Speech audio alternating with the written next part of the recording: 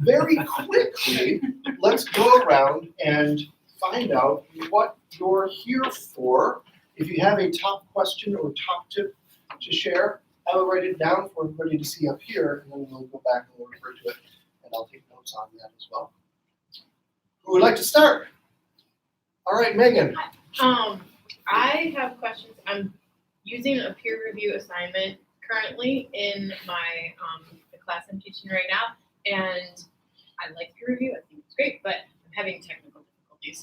I need some technical instruction that I'm not getting from the Canvas help website. And specifically in making groups, or? Well, I have an assignment, and when my student, and I have a rubric attached to it, so that can be something, and half of the students come up as showing that they've completed it, and half of them don't, and so I have to do a lot of like clicking into their individual names to find out whether they did something or not. So that's Right. Did students do it? And I think we have a solution already, so that's good. There's something about the rubric. Hello. I am Heidi, and I think I'm partly here to figure out, like you say, how can I set this up best, and also to make sure that this is actually something that the student also gain from and that they take seriously, rather than putting down the absolute minimum that they can to tick off that box. Okay.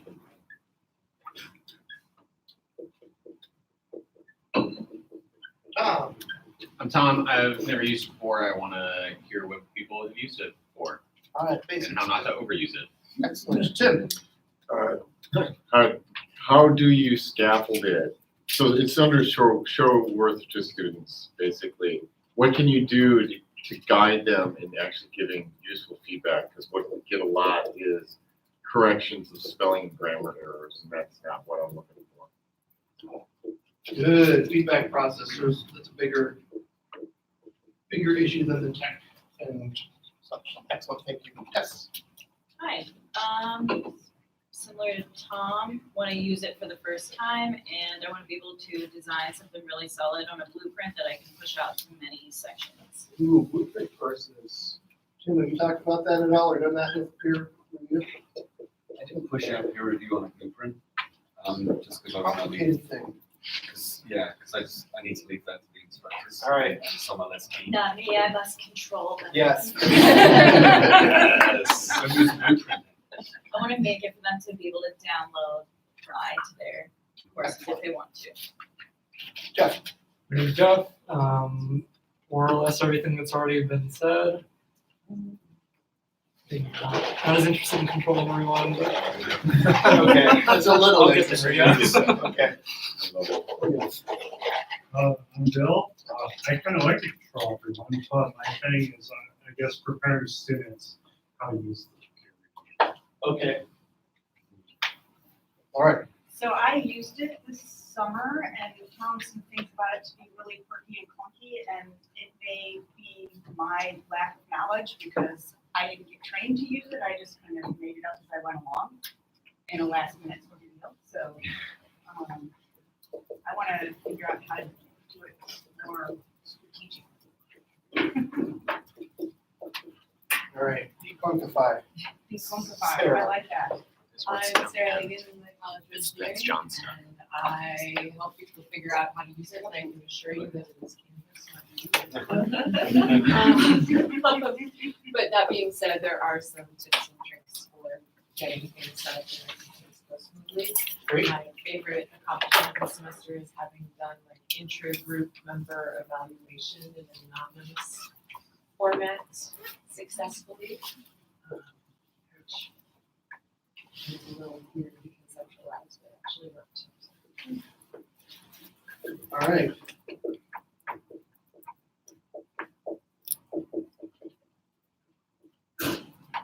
I'm Mike. I'm here mostly to hear Sarah's tips and tricks. I've been doing peer review for 14 years. I've got a sense of what the best practices are, and I think I'm worried that it's not just clunkiness. It's certainly there's a lot of clunkiness. I just worry that Canvas doesn't know how to do peer review, so I'm trying to confirm for myself whether I should just burn Canvas's peer review and do it.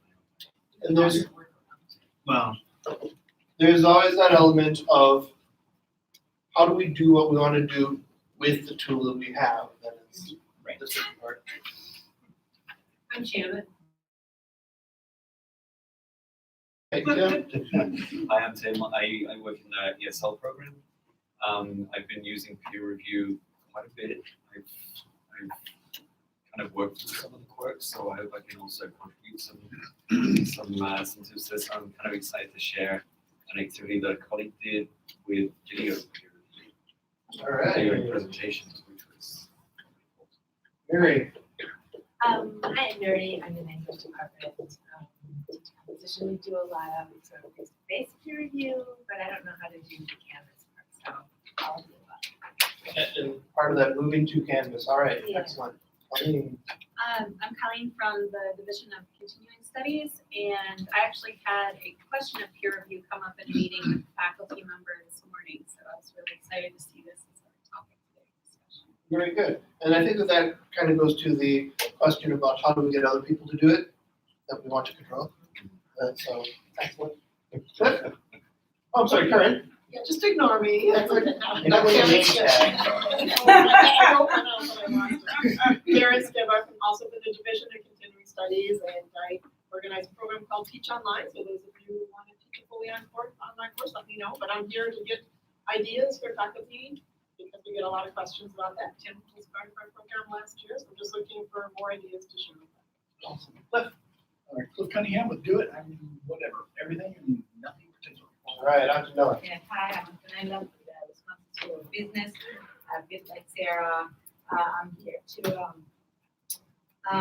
hear also ideas on how to encourage my faculty using peer reviews since they're all coming from Moodle and they used it and they're like, this is not really a peer review tool. So, you know, like how can I find ways to encourage them, not always bad. And my biggest accomplishment, like Sarah's, is I actually have several people this semester using the peer review for group assignments. So, good. Something. Awesome. I'm Claire Barrett, and I work with class in the center for first year experience and comes insight for good. And much of what's been said is why I'm here today. I think thinking about how to use peer review and fairly online. James? James McKay, the UW Madison team. I help consult on Canvas, so I'm here to listen and learn so that I can better support instructors across campus. Very good. And Kari? Kari Jordan, I'm also doing academic technology, support a couple of higher enrollment reach courses that are using peer review. But I'm interested in their use cases and. Okay. All right, so peer review, why is it good for students? Let's just start off with that one because that's kind of foundational. Anyone want to jump in on that? I can jump in, I'll start. I'll say, we know that active learning, there is your basic active learning where they're taking notes and that's about good enough. Constructive learning, where they start to create something, an artifact or something to take on with them. And the highest form is interactive learning, where they are working with what the literature calls an intelligent agent. Another human is ideal. But also another human that is just, Vygotsky will say, at the same or similar levels to them, so that they can learn from each other, and it's not a novice learning from an expert who can't speak at their level. It's figuring things out together. And part of that peer review, it helps them see from each other what work can look like at their level. So it helps sort of lift them up to that level. It also gives them feedback on, am I going in the right direction? But it also offers them a chance to sort of see multiple perspectives of the same paper, or the same video, or same whatever the assignment is. And that is a powerful learning element. I've actually also found in the past that it's really useful for students to see where they fall compared to the rest of the class. Because even if they can see by the grades, it's very different from seeing, wait a minute, how much does someone else actually write about an article or so. Yes, excellent. Yeah. I'll be real practical too. It makes them actually look at it more than once. You know, instead of Yes. writing down a stream of consciousness and then handing that in as their final draft. Right. How many of you have seen papers where the students obviously looked at one draft of it, or maybe twice on their own draft, but not a lot? And just be able to see that content over and over and over again, 2 or 3 times from different perspectives is very powerful. Any other thoughts on why? Jeff? It's also just realistic to me, I guess in the professional world, you collaborate with people on joint projects and teams, so peer review just seems one aspect of that. Certainly in academia, it's an authentic practice, right? If we wanted to go down that route, it's an authentic practice in academia. But even in the outside world, learning how to give feedback without pissing people off, learning how to not just give, yeah, looks good feedback, but constructive feedback, and then also learning how to take feedback without getting upset, and having practice for that as well is good. Because we get feedback from instructors, but it's or people on higher authority positions, but it's less common in academia for us to get feedback from students from peers. So that's a good way to start. So where's the pushback then from students? I think that comes from when one student gives more than the other. Okay. In a pair situation. I think that tends to be it. If you can find a way to get around that, generally I've found students are positive towards peer review. They appreciate it. They like the opportunity to have someone else who's on that same level, to have a look before I see it and make my comments. Do you ever get anyone who does it get pushback about why am I grading my peers on this? This is your job, instructor? No? Kind of. No?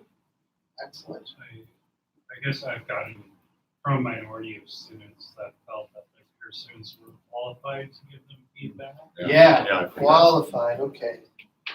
Blind leading blind, right? They're not, they don't know they don't have the authority, the expertise to.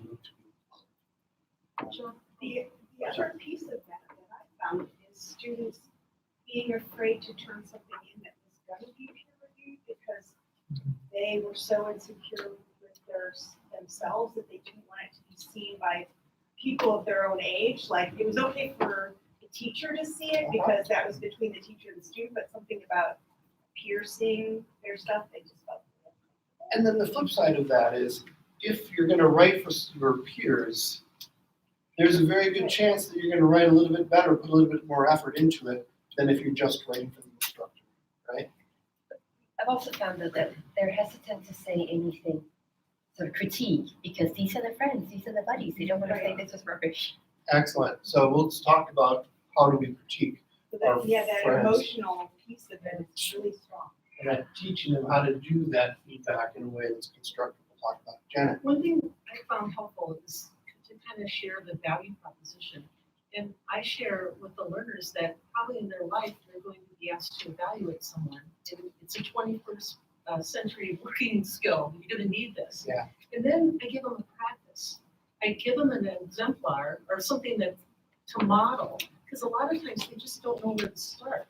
So I give them something that, this is I don't give them like an outstanding one, but a good one. And then practice and, just see how it feels. Because a lot, it's about confidence that is taken away after they have a practice session. And then they do it for real. Who else gives exemplars or models? What does that look like? Well, kind of a variation is giving them feedback that is not very good and then transforming that into feedback that is better. So feedback that is either general or impolitely given or unfocused, and giving some examples of how to make feedback more specific, more diplomatically worded, and more focused, and then giving them some bad examples that they rewrite. This is for ESL learners, so they need this language. So that's excellent. So not only can we give them good and bad examples of this is what a good paper might look like, this is what a less good paper might look like. Does anyone do exemplar papers? Like, wonderful, this is like top of the, you should go for this one. Excellent. But also feedback on the papers. This is what good feedback looks like. This is what bad feedback looks like, just the grammar, just the capitalization, periods, etc. And I know that the Writing Center is has all kinds of resources on giving good feedback on how to do that. And while theirs is geared towards writing, there's a lot in there that they thought about that can be applied for everything. And you should have links to that in your activity sheet as well. Anything else about exemplars or modeling? Practice, I heard, a practice thing. So who does a practice feedback thing, or what does that look like? Mike, what does that look like for you? Everyone in class reads the exact same sample paper. Again, good, not amazing. And they complete the grading rubric on their own. They triage the top 2 or 3 revisions they recommend to that peer. And then they, as a group, try to figure out what in fact should have been the top 3. So this isn't a thing that they do individually, but you get a group of 3, 4, 5? Well, they begin by doing it individually, and then they consult as a group, Okay. and then we consult as a class. Just to make sure that we're all triaging approximately as we should be. So you give them a chance to think about it individually, then they go to a group and they see what each other has done. And that's a great Is that simple, good occur in process. class? Yeah, I use about a half-hour class for that.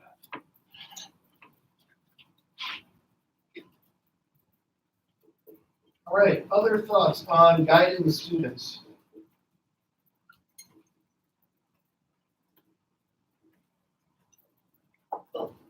What I have tried doing is just, well, first of all, the obvious, have them think about what would actually be useful to you.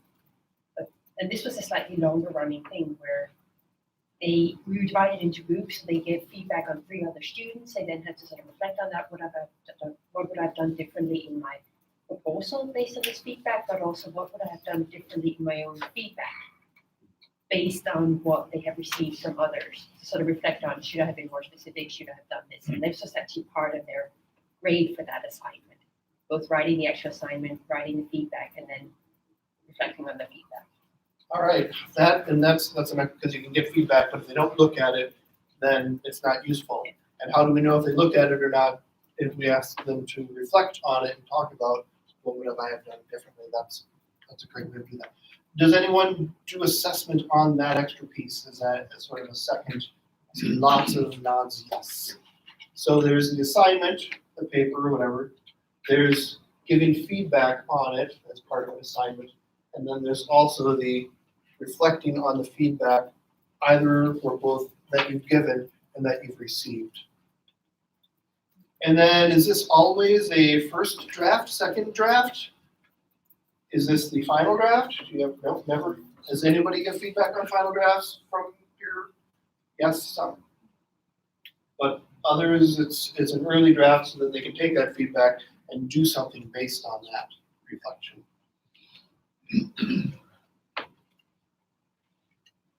So while we're talking about, this is typically about writing, but other types of things that we give feedback on? This semester, I'm having students give feedback on each other's pronunciation. They had 3 tries. The first try was they gave written feedback in the comment section. The second try was they had to record feedback. And then the third try, they could use either recorded or written feedback.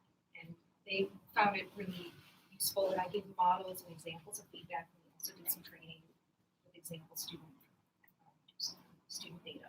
So for language learning, that pronunciation, you get that audible element in there that uses different parts of I it. just wanted to apply the same model of giving feedback to writing and speaking, because it's an 8-week class, and I give them feedback 4 times, but this way they've gotten feedback 3 more times from their peers. So they're getting, and that's a very useful thing for the instructors. Why, to answer the question, why do this as an instructor? Because that saves your work by a huge amount by having them start to give feedback. And so they get feedback, which is useful. And again, this is part of that interactive learning where they get feedback more often. The more we have feedback, and are able to give feedback. And Our project this semester is, I work in the anatomy lab, and so after they do their dissection, they're assigned to take a picture of one of the structures they're supposed to be looking for, and they have to label it, and we have example photos that we take that are really nice, but the goal is so that their dissection is really well done, so that I have to do less work when I'm setting up a practical exam. And that then we've collated all of the photographs that they've taken, and they can use that as a study atlas that they've created themselves. So the peer review part of it is every week, you're assigned to review a photo that another group took a picture of. And I put a rubric in there of suggested comments that this is a great photo, or I can't orient myself to this, or the lighting's bad, or something like that. so both the composition and technical elements of it. Yeah, and it's been we've gotten good reviews back so far, and my goal was to hopefully, as the semester goes on, that the photos will get better and better and better. They'll take into consideration that, you shouldn't take a picture like it's a selfie or something like that. There's kind of an thing. incremental Yeah. learning feedback.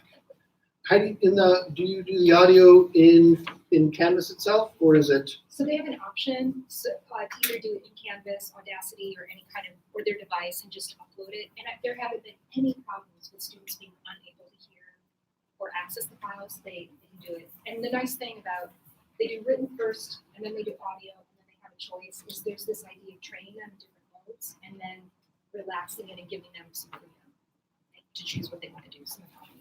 Does anyone know if audio files show up in SpeedGrader? Yeah, they do. Yeah, they do. So with that, you can All in. give the feedback both verbally then, or you can use the audio feedback tool in SpeedGrader as well. So options galore. Jim, you have something? Yeah, so a lot of the time when you do peer review, you want to make sure students do it. And so you give them points. How are people assessing that? So, it's in the, it's in the course description, 2 points towards the grade for a peer review. How do I find out how do I assess? No, I know how to find out. Like, you can go into Canvases and there's a nice interface to see if everybody's done what they're supposed to do. But are people just doing that like a spec grading? Yep, there, you get your 2 points. Or do you look at their feedback and go, you really didn't give any of your feedback, et cetera? Just kidding.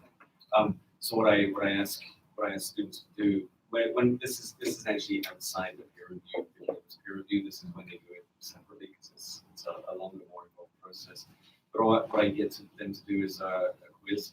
I use a quiz format, and they simply tell me who are your peer reviewers, what did they do, what did you expect them to do, what did they do, and what grade would you assign them for the quality of their peer review. So you use the quiz in Canvas to then That's get a confidential way for them. I mean, they can email, I guess, but then I go in a little bit. And so I can use the quiz to assign the points, but also to get the information. So the quiz is one way. What are other ways people do that? We talked, somebody said, how do I do peer feedback within the groups? So that I think what I'm hearing is it's the feedback on the feedback, so that I'm not just getting feedback that's like, looks good. How do you grade the feedback? How do you, yes. So one of the methods that I use when I have 60 students, each of whom is reviewing 3 of their peers' long reports, is I have them choose their 5 meatiest margin comments and their 2 pieces of top level triage for each report, put them in a single document, and send that to me. And that way I check to make sure that they've shared all their documents with everyone, but then I'm only grading what they see as their best work. And so that takes whatever 3 minutes per student.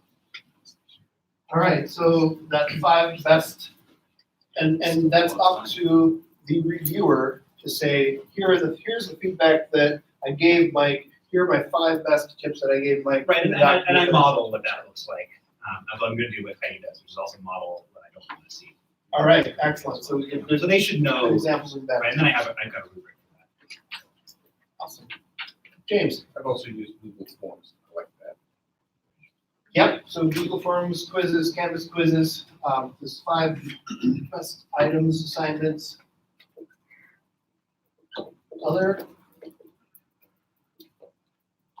ways to collect that feedback? I mean, what I used to do, usually when we have the second draft of our paper, our big paper, it was, I simply asked the students. How did it work? Who were your peer reviewers? How did they do? And they tell me, and Individually or as a group? no, individually, it's a Okay. one-to-one conference, so I just say, who are your peer reviewers? Yep. How did they do? And we take, I find the quiz, they're a little more forthcoming with the quiz. I bet. It's a little bit, feels a little bit more anonymous and a little bit less like bragging out. Yeah, it wasn't really me who said that. Right. That said, has anyone used the double blind feature of peer review in Canvas and got better feedback of their peers? So this is where it's anonymous to each other versus, Right. and let's talk about that. How many of you use when they give feedback to their peers, they know who is giving that feedback? Yes, yes, they know, all right. And sometimes yes, sometimes no? Advantages of them knowing that I'm giving feedback to Tom and Tom knows that it's John that's giving feedback. Versus I'm gonna give feedback to Sarah and she has no idea who I am. I think that in a real world situation, you're not going to be anonymous when we're in the work environment. You need to evaluate someone and you have to work on that social skill and that you have to, in the world of Facebook, learn how to interact with people and not get them all upset by the things that you say. So I think it's really important that they do it that way. I can understand why people want to do it honestly. They might get more honest feedback. That's Yeah. why I keep it wide open. And we see so much anonymous feedback online. Yeah. There are lots of examples of how And in to do evaluations. this terribly. Yeah, evaluations. Sarah. There's an argument though to be made for anonymous grading and that reduces bias. You don't know Yep. who the author True. is, you're not going to project your ideas about that person onto their work. You're just gonna get- So if I'm grading 3 of my friends, I'm gonna or 3 of my classmates and one of them is my best friend, then I'm gonna be really nice to that best friend because they see that. Or your ex I'm or. right. Right. That's a good point. So then that way it's in your mind, it's more important that the person they're reviewing is anonymous, not the reviewers. Right. Yeah. Can you do that in Can we do Canvas? that? Yeah. I suppose it's if you instruct them to leave the name. Ooh, this is a feature that can be turned on or off. Anonymous and moderated grading were a new feature a couple months ago, I'm not sure. No, I Do you can. want that? Yeah, I would. For all the reasons that you described, yes, that makes sense. Ideally, what I like to see is when they're grading, it's anonymous, and then after they're done, it's not. You know, because that way, that takes away the bias that you're worried about, which I wholeheartedly agree with. But then when they're done, they see, oh, okay, that's who that person is. It also, they will eventually be held accountable to it. Yes. And they will quickly learn that I need to be thoughtful about this because eventually they're going to know who I am. But even, I mean, I kind of do it anonymously, just to take that away for some smaller assignments. But I tell them I can see who everybody is, so, they know Right. that there's still that accountability there, there's no excuse to run wild. Don't be a troll. Yes. Because I'm watching. Very good. And Opticology's learning management systems. Can I add one more thing? Yes. If you're doing a project or a paper that has multiple opportunities for them to peer review within that same assignment, because it has many steps, another thing to think about is, do you want to keep the same peer review partners or groups throughout that process to have a kind of community that builds, or vary it? And there, I think, pluses and minuses. But I'm experimenting this semester with having kind of set peer review groups for an assignment, so they move over through that assignment, and then the next assignment, another set peer review. How many people do that or are interested in doing multiple reviews on a given assignment throughout a semester? Is that, I see it. I see lots of, I see several nods. Yeah, It lowers their cognitive load because, oh, I've seen this rough outline, I've seen this detailed outline, I've seen this second draft, and I'm familiar with the topic. it's almost a group writing project at that point, right? If it's the same person. Whereas if it's somebody new, they might hit some of the same things of like, oh, you should change that. Whereas the writer thought, I see this, but I'm going to keep it this way because I feel, yeah, the person has it both. James. Yeah, I was gonna say, the one potential consequence of that is that if you get stuck with Yep. Yep. you're stuck with it. Yeah. Well, and this is where the instructor needs to check in every once in a while, right? Because if you just leave it up to the student groups and you've got really bad groups, then that's not great. But if you can go in and say, "Ooh, this group really needs some help," yeah, that's what John. So this term I'm using some peer review in a big course, and so when I have the small seminar part of the thing, so I have 19 students. And I haven't been doing anonymous peer review, and I'm sitting here thinking about, this is a double-edged what I'm about to say, but I think about the peer review, it's as much about community and relationship tending as it is about the content. And so the random assignment of peer reviews, which then every assignment you get a different peer reviewer, hopefully, in some ways is working the same for me as random assignment to students of small groups for group work in class every day, trying to at once build some connections and build some community across the thing, and other times trying to get out of the inevitable friendship groups that they form and that kind of, I mean, that's a context where they form some pretty strong relationships for good or bad anyway.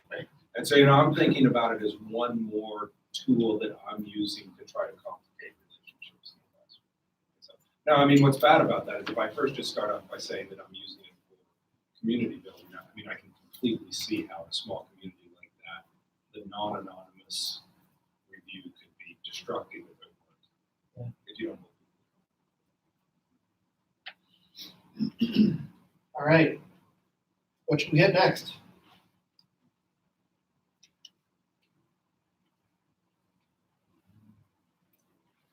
Well, I'm hoping that people are going to something that can. Nuts and bolts. Does anyone have a course that they would like to show? Do you want to set up your thing? I can do that, or you have access either way. I don't have access as an instructor. That's Right? right. So as Tim is setting that up, and we have, I think we have all the downloads. I might have one in my bag. We have all the downloads. We have several of all the downloads. Oh, I might have one if you don't. So as he's setting that up, what should be on deck as far as what we talked about? It's probably good to hit a few of the places where you kind of need to compensate for what Canvas doesn't help you out with. All right. So a major one of those is that it doesn't impose a date on the peer review. So there's a deadline for the initial submission. Students they have to upload their paper and start answering the questions within there to swap. But it's not going to say your peer review is due by this date. So that needs to be in your instructions.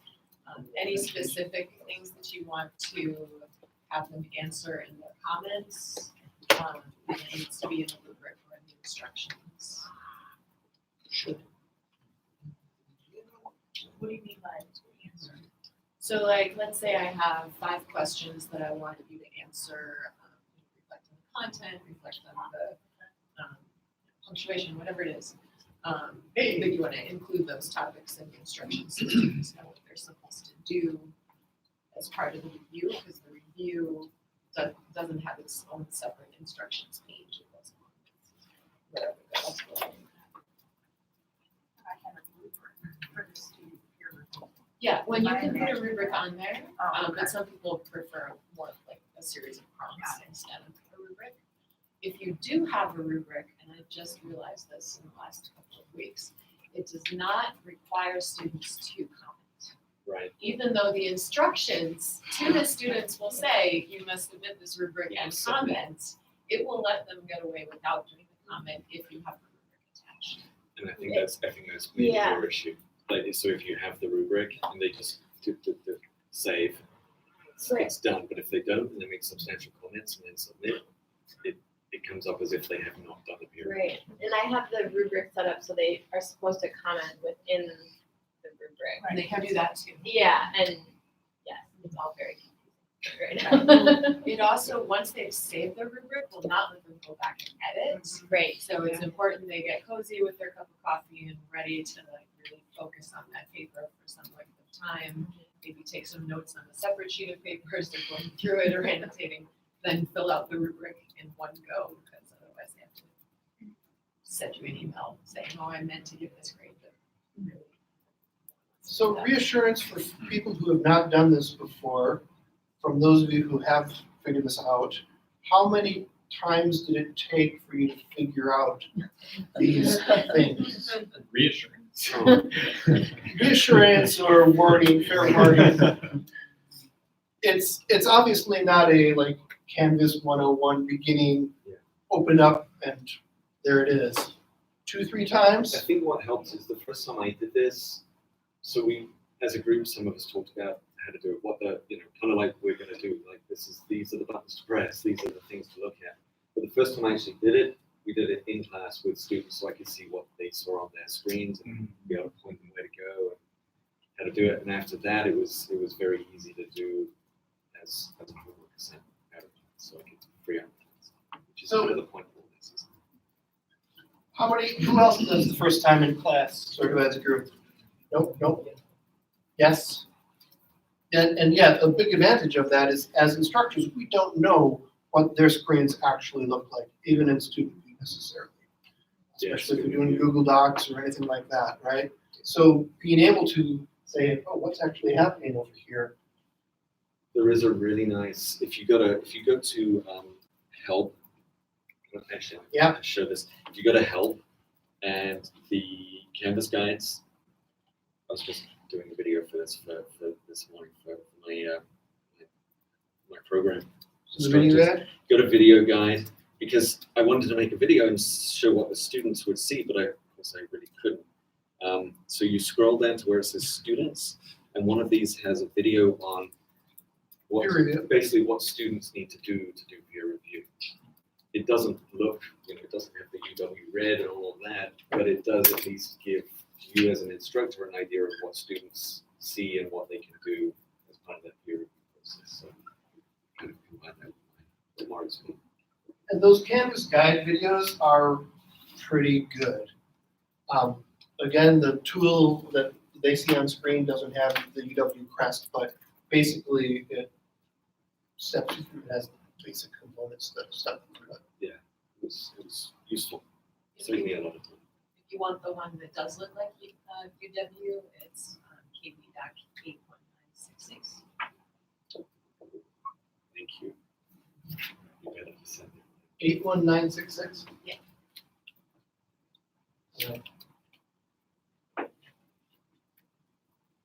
Is that part of seat? Is that on your seat? I made it in the Learn UW. It's gonna look like engineering. It's in Learn UW. It's All right. Want to have a look? Yeah, what's happening? All right, so help me through this, everyone else who's done this, because there are many things you can set up. So as far as I understand, you set up as an assignment, you would set up using edit. And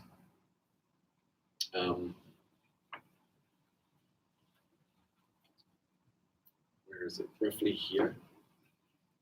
So let's just turn that off for a second. So this is what it would usually look like. And as with Canvas, many times when you click on something, more stuff appears. So it's just always good to click on everything to see what happens. Definitely. I'll just click on it. So I think probably the very easiest option, honestly, is to manually, I'm going to just turn that one off as well. So is to manually assign, and I'll try and explain why I think that later. But so you can manually assign or automatically assign. If you automatically assign, you can choose how many, and you can choose when those peer reviews will be assigned. So if you leave this blank, it uses the due date as the time. So I had my students submitting an assignment yesterday by 11 o'clock before class. That was the idea. Any student that submits an assignment by 11 o'clock, basically once 11 o'clock hits, all these peer reviews get sent out. So the one student that missed it and was 1 minute late didn't get a peer review. I had to do that. And that's fun. There's always one.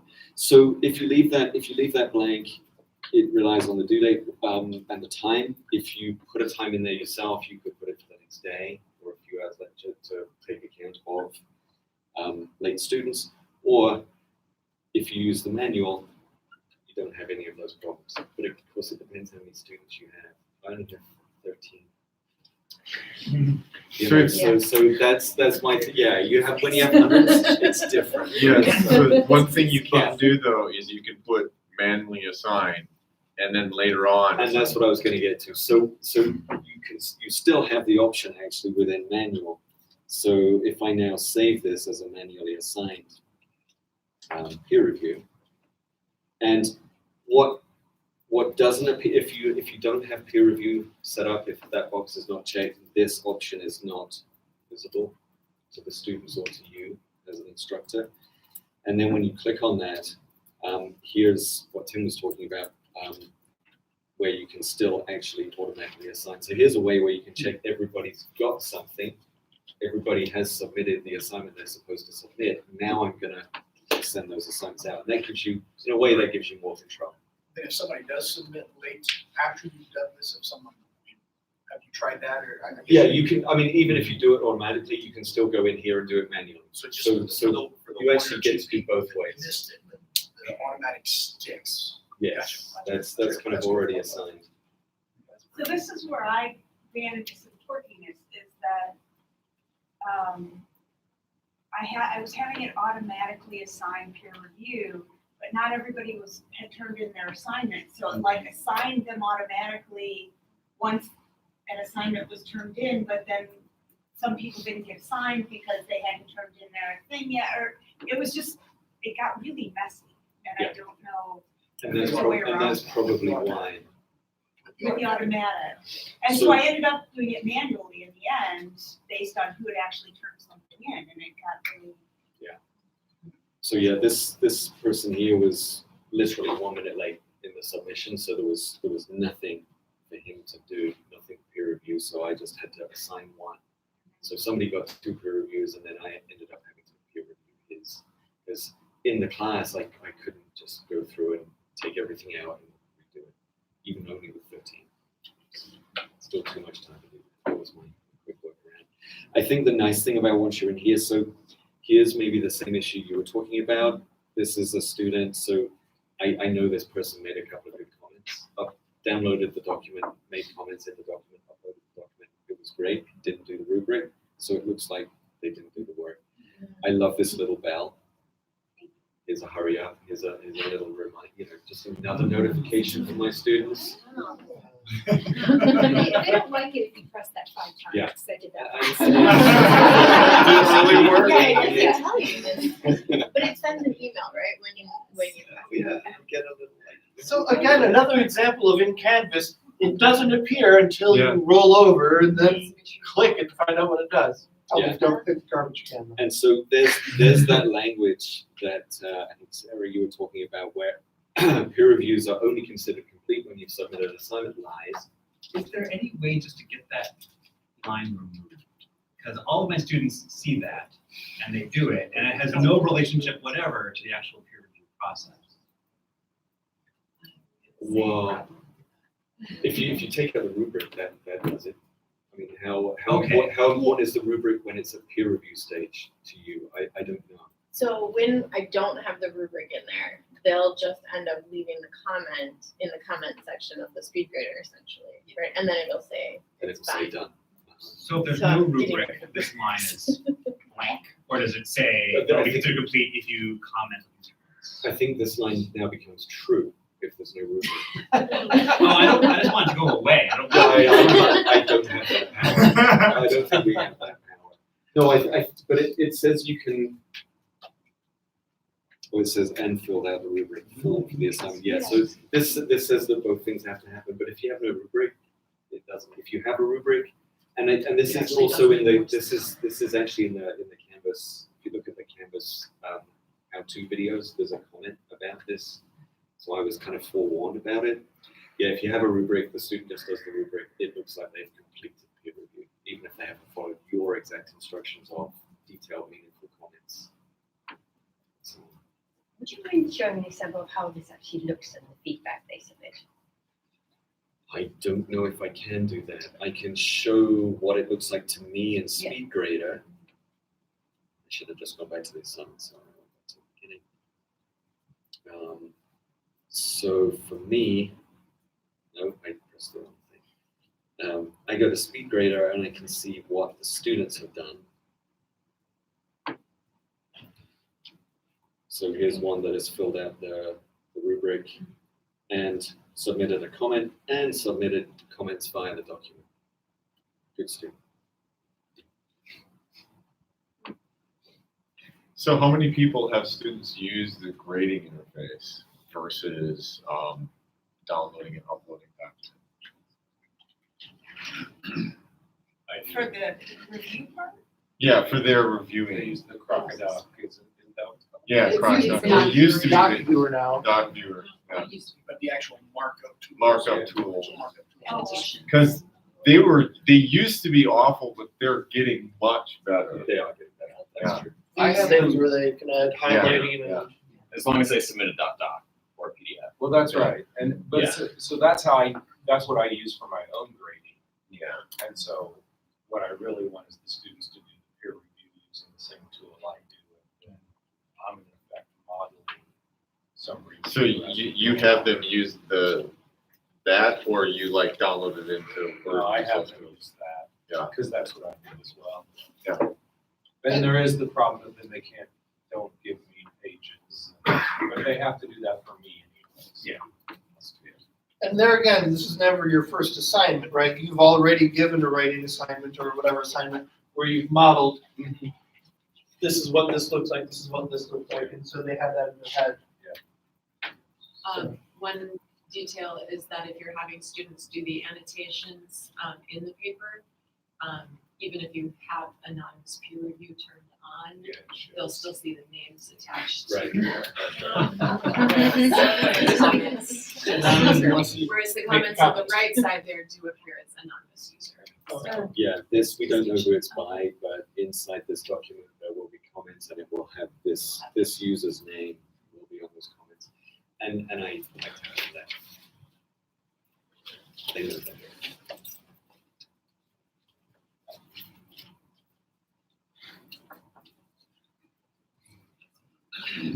All right. Other questions? Is this clear as everything you need to know now? You have, you know? Yeah. Anything else you'd like to see Tim show off? Mary, you can always ask, I'll come upstairs, you know, Okay, if you need a bit more of this, just let me know. I have a question with this interface. So when you as an instructor are, let's say you're gonna grade the post peer reviewed draft, where does that appear now? Because this draft is the version that the student is peer reviewed but not marked up. So then your grades and comments appear in a different section, or is it everything is mixed into one page? Are you asked, I think this is what you're asking, but tell me. So I've got a first draft, it's been peer reviewed. So that is this And that's draft. this. And then now What it's about your the thing turn. what about the thing that I grade? Right. I have,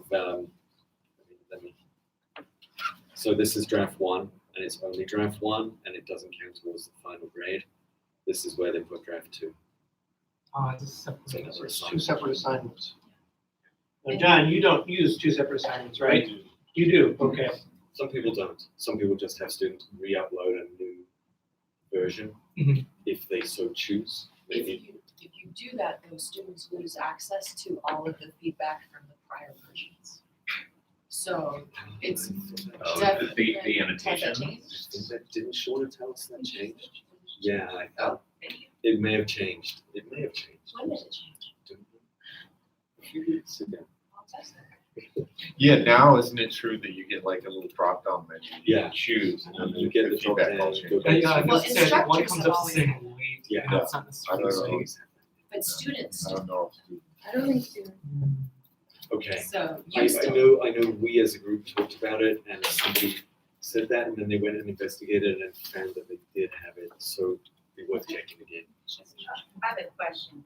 So we don't do anonymous, so we go with the comments in the viewer. Because of the fact that I found out that if the instructor, for example, uploads a document containing the feedback, once the student opens it, the document is no longer there. So if the student doesn't download it, goes in again in the assignment, doesn't see the document, and that's, is it happened to you? So an uploaded document with feedback From the student. from the instructor, Uh-huh. well, like on top of it. Then like the student basically opens it and then reads it and leaves the assignment. And once the student returns, the document doesn't appear anymore. It's later in the position where it was, like you showed us. And so if the student doesn't download the document with the feedback, it's no longer available. This is what I encountered. And that's why we're going with non-anonymous and use the speed grader to do the comments on top of the rubric. But I don't know if, I wanted to know if you have encountered or if I instructed people wrongly, or if you had this experience, or if you had any students saying like, hey, the document, the attached document is no longer there, I cannot access it. No? No one else is? Okay. We have 5 minutes left. What on this list should we make sure that we hit before we leave? This is a speak now. If you feel like getting fancy, I know how to shuffle papers with dinner. So the first time that I review, I do Karen's, and the second time I review, I Like do if Colleen's. we're working in a group of 5 in a class and you just want us to exchange our papers amongst those 5 and you've got the group set up in Canvas, I have magic. Sounds Like pretty advanced. Would that so- magic also It's an apply to option. if you specifically want them to, say if you have 4 groups and you want each student to evaluate one from one of the other 3, but not necessarily their You own? want them to review everything. Oh, but I mean, cross groups as well. If Not you across want, groups, within. yes, it's like if they will read 4 different papers and they want them to review one of the other 3, but not their own. I think you can do that with isn't that you have it in their buttons, like you can review them, intergroup peer reviews, allow intergroup, but if you don't have it checked, Yeah. it automatically makes them go outside of the But group. can you make sure that it goes to one of 5 of the other groups, or does it just randomly choose anyone that's It not in their randomly group? chooses someone else that's not in the group. But it won't just evenly distribute them. Yeah. Okay. Okay, somebody else had something? In addition, anything else? Yes, Jeff? So it just sort of not having used this before, it seems very labor intensive. And so I'm curious no, it does, I mean, I'm just curious on the back end for instructors, what has been the final, in your observation, moving from, or not having used peer review to using peer review, I guess the quality of the product itself, and then B, your grading time? Does it facilitate that, or is that just sort of a extra step in the process? So what we used it for is that we had students write a journal style letter. Okay, now one of the things we did is we dropped it down to 1 instead of having 8, and we have other writing assignments for the other things. But we found that using peer review and having the students have other people look at the section, so they look at each section, get peer review on each section, and spend more time on the assignment, it vastly improved the writing that they did. And so it's been helpful for us. So totally worth it, although how much extra work? I didn't find it is extra work, but I didn't find the peer review interface that odious. With suggestions I've gotten today, it's going to increase my workload massively on evaluating their peer reviews. So that was the biggest piece for me, is just trying to keep straight of, okay, who reviewed whose and did you do it and how good it was. That was a pain, and with the ideas I've gotten today, that should help a lot. So that was the thing. But as far as setting up the interface and getting them to do it, it's not talking about. So maybe easy to just, the first time you do it, start simple, right? Baby steps. You get used to it. You're like, the feedback's not that great. I'm going to now introduce the inter-peer feedback on feedback. One thing I found that's taking me a lot of time is I'm giving them a point for completing the assignment and then giving them a point for submitting a peer review, so they're all completion. And there's a way to give them a point for completing the assignment, but no way to give them a point for giving them peer review unless I make a totally separate assignment, which because I don't own this grade book, I can't do it in there. So I have a separate Excel sheet that I have to use, which is kind of weird. All right, something that we can work on. And by we, I mean Canvas. Thank you all for coming, and I hope this was useful. Please leave a comment or some check marks or something on your worksheet sheet on your way out. Grab more cookies. We've got a whole unopened thing of cookies. So bring some back to your friends. And You don't sustain yourself off of I do not. No, I would be a different shape.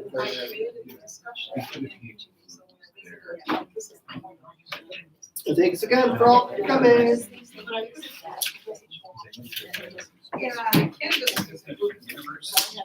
Remember, tomorrow we're talking about e-portfolios.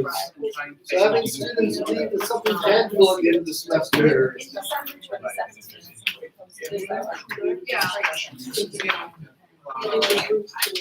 Well, I think they're very good. They're better than everyone else. My wife was I think a lot about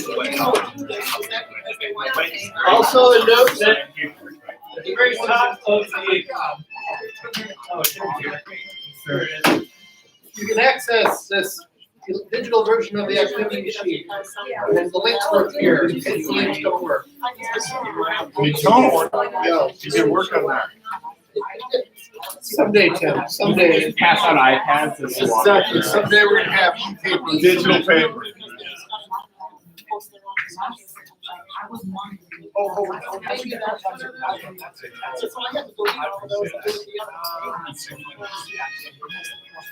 God, this is great. Thank you for being part of it. No, I like the new format. Everybody gets to learn from everyone. Yeah. Yeah.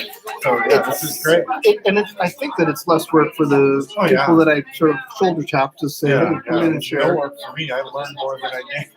Awesome.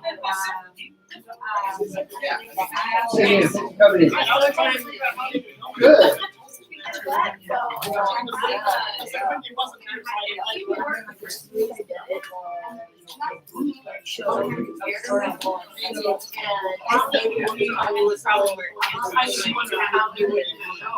Yeah. Okay. It was a mystery. Should we figure that out? Was it, we can. Okay.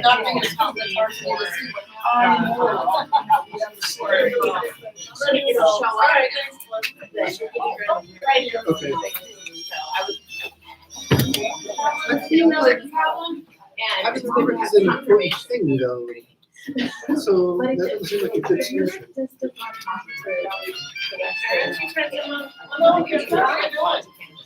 Yeah. Because you assign them, you have Like, I let them out today, I got 15 people on it. Yeah. Great, so I thought you should be. What time is Maybe that? we'll work on Three to that. four, but I always Like, they sort of something like this area Separate. that they split. Because I when I have their assignments where I'm hoping I can get them all on 2 sites, so I can have them on Tuesday. I'm Right. hoping it works. Go ahead and apply. I'll apply and then I'll let you know if I can't. No, I didn't see that. Yeah. No, because it doesn't show up the same way. So. So in the assignment, it's a, you almost have to say, be sure to see the rubric, with the actual link to the rubric. But you're right, that should be an automatic. Yeah, it should be there somehow, and, But I think, I don't know if the error messages will come up again this week now that I don't have a rubric. So, and there was also something this week that happened that it seemed like just like the word sign, on the crosstalk amongst the assignments. And I had people clearly commenting on one photo and it was showing up in somebody else's group. Oh. And like, these are two totally different things, and I don't know what, so I'm wondering if there was just on this. In some ways, it's like this is discouraging to hear. In other ways, like, couldn't even, it was so much harder to do this with D12. Like, this is, they're a lot better. I went to be Still not where we want them to be. Yeah, I'm just, I guess I'm wondering, are the people like this who work on the assignment stuff? That work on programming. Right, they don't talk to each other. Others- Different buildings, factions. Yeah.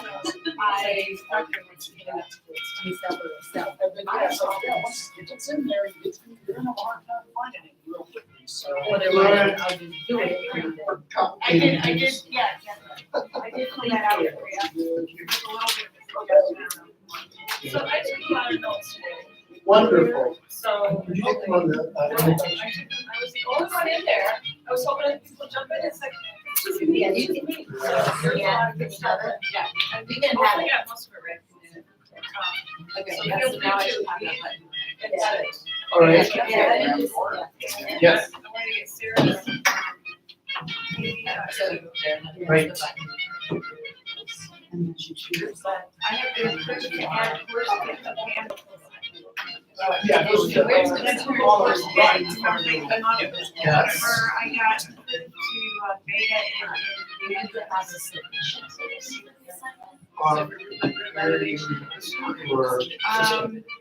I think I'll probably go into my system entrance because I don't have administrative rights to be. It's a period, and then they see the name of the person in their grade, and their team. So it has never occurred to me that it has never. Yeah. So I had to. Should make you one. I don't It's like have you're to- giving these. Right, well, and you're Several, right? such a resource that we should I keep let pushing you. the envelope. Actually, it'd be really interesting to do that because one of the envelopes that, right, I'm pushing is system has gone down so many things, and that's part of the reason why the system and Madison is not combined, because it's greater instance. Madison is allowed to book and shoot. Yeah. Then I click on the line. Some of it, not- Well, right, Less but locked down. it's less locked down, and, Save it. I think If I that, don't, when and I it's navigate away, away, part of and I it go, is yeah, I'll go and then down, see, I think it's good. yeah, because it's worker, and I get Which, to right, Yeah. which on the one hand I understand, but what makes it different than all of the other CMSs that I know that is that there's such a great online help community. Yeah. And so in fact, they say, well, do this, this, and this, and they got that right down, so you can't.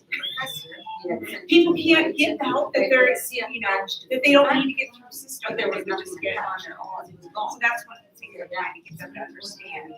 There was a Canvas, don't have a users group, something, and a bunch of people, so system went. Because if Oh, yeah, the one in the. Not entirely. Right, Out of town and- town. No, not even in the state, it was like a national canvas, something. And a bunch of people in the system went. And one of the women who started the system, she said, and she had been because they downloaded it, and it came to the districts that had been using Canvas already. And so she goes to this thing, and she's like, yeah, it's really cool when you file, and she's sitting next to somebody else's system, and he's like, yeah, not in ours, it's done, you can't do that, can't do that. So there was so much can't do that. And of course, the instructors are frustrated because they can't get it to do what they want it to do, and they don't realize, they think Canvas can't do it. Right. Not that Really, they're just locked out of doing Their it. administrators don't let them do it. Right, and so I have a meeting with Dale next week. And he prefers to meet online, he doesn't want to meet in person. So Dale was generally of the opinion, and when I was here, is unless I'm told explicitly to not lock something or to not lock. So. I will never open it. Seems to have taken a different turns as he's working versus. Okay, these are locked So down. sometimes they'll It is submit much, them it is much separate. harder They'll to just, they'll get upload it things and then they'll upload it. done than I thought it And then would be. their peer reviewer can. And I suspect it's something to do with the powers that be that And there's nothing control what he can and can't do. Which also comes from a level of fear. And I think, and that may be why he gets frustrated with me, because he might realize that what I'm wanting and pushing for makes sense.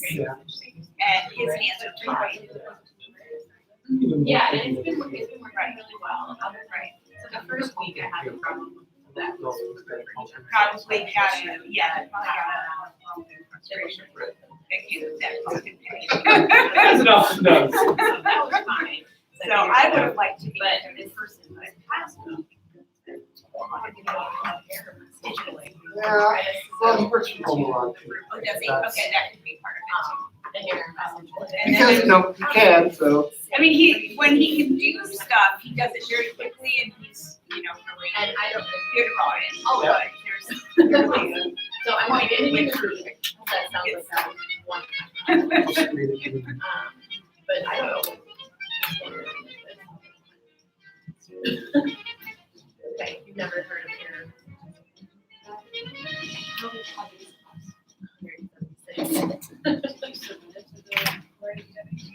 No, I didn't, because I thought maybe it was Rubric that was causing the problem. So I told the students to either put it in the rubric, if you get an error message,